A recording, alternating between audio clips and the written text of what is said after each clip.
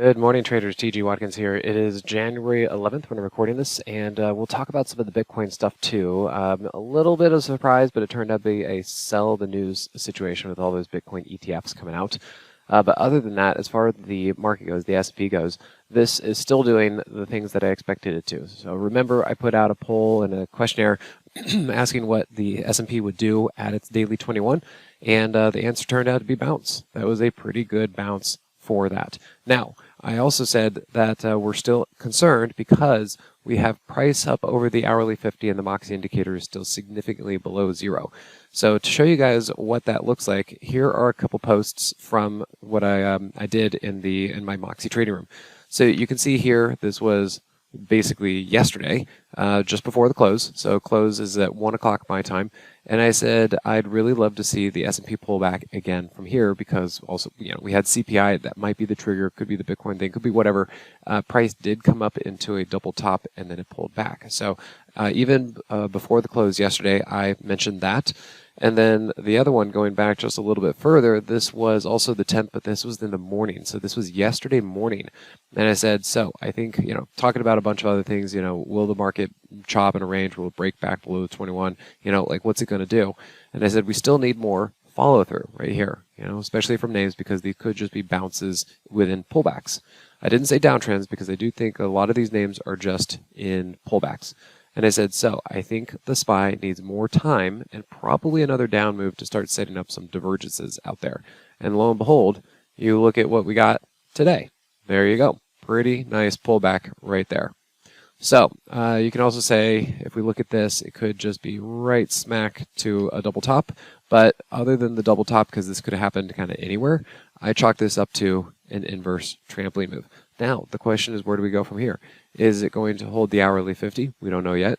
Is it going to break back below the daily 21? We don't know yet. And is it going to head towards the daily 50, or is it just going to kind of dip down a little bit? We don't know.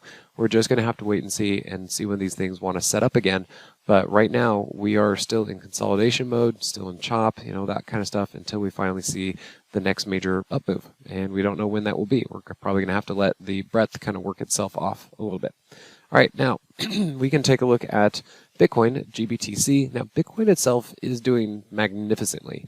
This is probably because of the mass adoption of Bitcoin and Bitcoin ETFs. And so the coin itself has been under significant accumulation because of the idea that the Bitcoin ETF is coming out. And, I guess hedge funds and funds in general are going to have to accumulate it in order to then do the ETF and all this other kind of stuff. So Bitcoin is doing great. Now, also, we look at a bunch of other names as far as the Bitcoin miners. So let's kind of scoot over here. And these also have done fantastically. I mean, look at Mara, it went upwards of 200%. Now, today, the Bitcoin space, other than Bitcoin, but the Bitcoin-related names are definitely getting hammered. And this is what I would chalk up to a buy the rumor, sell the news type situation. It came out today that the Bitcoin ETFs are going to get approved. And so, sell it to the masses, basically. I was looking at this. I wanted to see if these things were going to continue. I was a little unsure about it, but they had a lot of volume coming into it. They were up. So I took a nibble, got stopped out, and then, but I still like these things. I think overall, these things are looking good. We just need to kind of figure out, okay, when are they going to set back up again? Remember, if we look at these higher time frames, these things look great. It's really just a question of where are they going to go and how are they going to pull back? Because you can see that even Riot, back here, took a lot of time. This is a weekly chart. This took several weeks, and it had to even hammer in right here at the 21 before it finally started going up. And you can see even back here, several weeks it pulled back into the weekly 50 before moving up again. And I think we're in the same situation, trying to just look at this and say, the bigger picture, how long are we going to have to ride these things out, what it's going to do, where are they going to go, and we just need to be patient for these things. So if we come back to this, you can see we had another, as it turns out, inverse trampoline move, just like the S&P. So price was struggling to stay over the 50 with the Moxie indicator below zero, but these things are now back to an uptrending daily 50. Even the daily 50 has crossed over the 200. So yes, these things they're getting pulled back. We're seeing that across the board with a lot of names. A lot of names needed to do their pullbacks.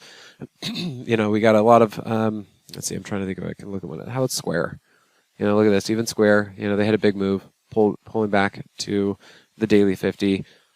Just come other ones, LMND, look at that, pulling back to the daily 50. Even Roku doing this, pulling back into the daily 50. Yeah, below the daily 52. But that's kind of what we're trying to see, is get these things pulling back into support. You can look at W. What is it doing? Pulling back to the daily 50.